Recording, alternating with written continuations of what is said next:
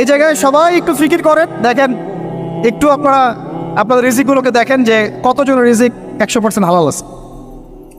এগুলো আমাদের কিন্তু প্র্যাকটিক্যাল কথা, আমরা কিছু খালি তাত্ত্বিক কথা বলে চলে যাবো এমন না, প্র্যাকটিক্যালি ইমপ্লিমেন্টটা বেশি জরুরি এখন। আমি খুবই স্বপ্ন দেখছি, আমরা সবাই স্বপ্ন দেখছি যে আপনাদেরকে দিয়ে হবে ইনশাআল্লাহ। কারণ এই জেনারেশন করে দেখিয়েছে, এবং তারা আমাদেরকে দেখিয়েছে কোন ভাষায় কথা বললে কাজ হয়। এতদিন তো আমরা বলে আসতাম, তো এই ভাষার কথা বললে আপনারা আমাদেরকে অনেক ট্যাগ দিতেন, ঠিক আছে? দেখেন, জালেম জুলুম করলো, মাজলুম দাঁড়ায় গেল, এই তো জালেম জুলুম করলো, মাজলুম দাঁড়ায় গেল প্রতিবাদের জন্য, প্রতিবাদের ভাষায়। আপনারা আমাকে বলেন তো, জালেমের বিরুদ্ধে মাজলুম যখন দাঁড়িয়েছে তারা কি খালি হাতে দাঁড়িয়েছিল?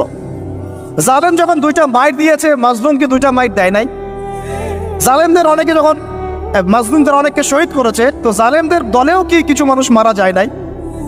তো এটা কি একটা কনফ্লিক্ট হয়নি রাস্তাঘাটে?